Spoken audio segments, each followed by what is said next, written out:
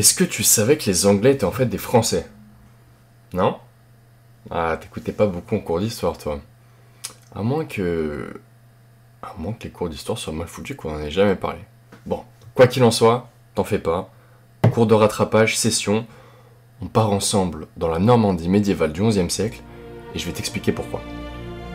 L'histoire commence donc en Normandie, en 1027, dans le duché de Normandie, à l'époque du règne de Robert le Magnifique. Et en l'an 1027, notre ami Bébert, descendant viking, fidèle à ses origines, va mettre au monde un fils hors mariage du nom de Guillaume. Guillaume, un vrai bâtard. Attention, c'est pas moi qui le dis, c'était son surnom. Son père Robert, parti en pèlerinage à Jérusalem, meurt alors que le jeune garçon n'est âgé que de 8 ans. Étant le seul héritier avec un lien de parenté direct, il lui succède et devient duc de Normandie. Perso, à 8 ans, moi j'étais plus action man et partie de foot, tu vois. Chacun son truc. S'ensuivent ensuite des années absolument terribles pour le jeune Guillaume. Franchement, à ce moment-là, on est très très loin du Guillaume le conquérant qu'on connaît dans le livre d'histoire. Tous ses protecteurs se font tuer et assassiner un par un, même les plus puissants comme Robert le Danois, l'archevêque qui était son premier protecteur. Guillaume est obligé de trouver refuge chez des membres de sa famille, chez des villageois et de se cacher, tout simplement pour survivre. Guillaume va vivre comme ça pendant plusieurs années, pendant une dizaine d'années en fait, jusqu'à l'âge de ses 19 ans. Et à ses 19 ans, les barons et seigneurs rebelles de Normandie, qui jusque-là ne s'en prenaient qu'à ses protecteurs, vont décider de fomenter un complot pour s'en prendre à sa propre personne. Et Guillaume ne va devoir son salut, ça c'est une histoire absolument incroyable, que grâce à son bouffon, Gaulet, qui a surpris les plans des rebelles et qui est allé prévenir son maître Guillaume qui dormait à ce moment-là dans une ville qui s'appelle Valogne. Donc grâce à Gaulet, Guillaume a été mis au courant des plans des assassins et a réussi à s'enfuir juste avant que les assassins arrivent. D'ailleurs, on raconte même que sur la route qui le menait à Falaise, là où il devait se réfugier, il a croisé ces assassins sur une route et il ne se serait caché que dans les derniers instants avant de les rencontrer. C'était une troupe de cavaliers dans un petit buisson sur le bas-côté de la route et il les aurait entendus passer. Apparemment, c'était la troupe qui était venue l'assassiner. Voilà, c'est une histoire absolument incroyable de comment Gaulet, le bouffon de Guillaume, lui a sauvé la vie. Les rebelles qui sont maintenant à découvert et qui ont désormais un visage en la personne de Guy de Bourgogne, désigné chef de la rébellion par les différents barons et seigneurs de Normandie rebelle, Guillaume peut enfin s'atteler à mater ses ennemis. Et avec l'aide du roi de France Henri Ier, le jeune duc va partir en campagne contre les rebelles normands, qu'il va parvenir à défaire à la bataille de Vallesdune. Donc Vallesdune, c'est une ville près de Caen, en 1047.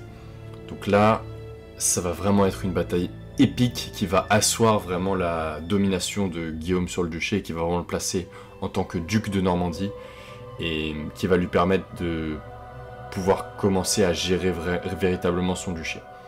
Donc cette bataille va être assez exceptionnelle et d'ailleurs on dit que la victoire n'a été possible que grâce au ralliement de toute dernière minute d'un des seigneurs rebelles qui s'appelle Raoul Tesson. Il faut savoir qu'au moment de la bataille, Guillaume ne pouvait compter que sur à peine 400 hommes, avec l'armée du roi de France Henri qui était de environ 1000 soldats, face à près de 3000 rebelles. Donc le retournement de veste de Raoul Tesson a quand même grandement changé l'issue de la bataille. Mais suite à cette victoire, les problèmes ne s'évanouissent pas pour autant, et Guillaume va continuer à guerroyer pour consolider sa position et ses frontières. En 1050, sur le conseil de ses barons, il épouse Mathilde de Flandre, ce qui lui permet, surtout à l'époque, de consolider des relations avec un des territoires les plus puissants de l'époque. La position de Guillaume ne cesse de se renforcer, et bientôt, c'est son ancien allié, le roi de France Henri Ier, qui commence à avoir les chocottes. Il retourne sa veste en 1052 et lève une armée pour envahir la Normandie de Guillaume, qu'il pénètre en 1054. Mais ça, c'était sans compter sur le génie tactique du duc, qui a tout simplement démoli l'armée française en l'attaquant de nuit et par surprise, ce qui obligera par la suite le roi de France à se retirer, la queue entre les jambes, il faut bien le dire. Ce dernier retentera plus tard le coup, en 1057, sans beaucoup plus de succès, ce qui va permettre à Guillaume de porter son attention vers un projet bien plus ambitieux que le duché de Normandie, le royaume d'Angleterre. Ce qu'il faut savoir, c'est que Guillaume est en contact depuis plusieurs années avec le roi d'Angleterre, Édouard le Confesseur. Ce dernier a passé près de 20 ans en Normandie pour fuir l'invasion danoise. Il aurait alors à ce moment-là promis le trône à Guillaume. Bon après c'est le Moyen-Âge, hein. On sait pas trop ce qui est vrai ou ce qui est faux. En tout cas, Guillaume lui, l'a pris au pied de la lettre. Sauf que tout ça, c'est pas vraiment du goût du plus puissant comte d'Angleterre, Godwin de Wessex, qui va s'assurer que les nobles soutiendront son fils Harold Godwinson à la mort du roi Édouard. Ce dernier décède le 5 janvier 1066, et comme prévu par les Anglais, c'est bien Harold qui est couronné roi d'Angleterre. Guillaume, se sentant lésé par cette décision, prépare minutieusement son plan de bataille pour envahir l'Angleterre.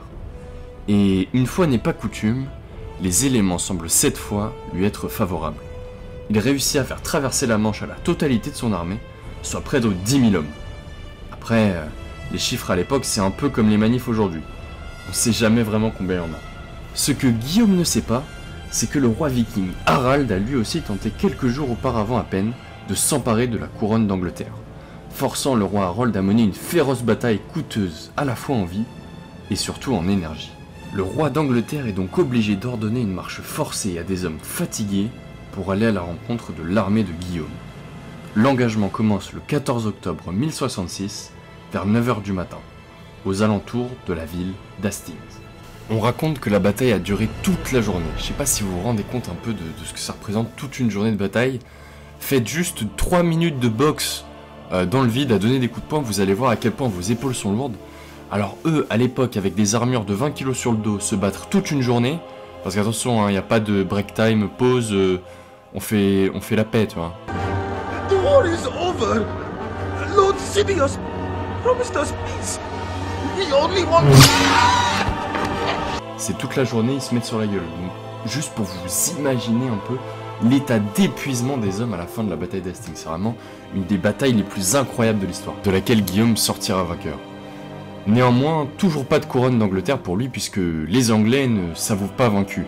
Et Guillaume devra mater de nombreuses rébellions et aller assiéger la ville de Londres pour enfin réclamer son titre et la couronne d'Angleterre. Il sera couronné le 25 décembre 1066. Pour la petite anecdote, la tour de Londres, que vous connaissez probablement, a été bâtie justement par Guillaume le Conquérant, qui, lors de son invasion d'Angleterre, a fait ériger de nombreuses places fortes en Angleterre pour renforcer ses positions là-bas.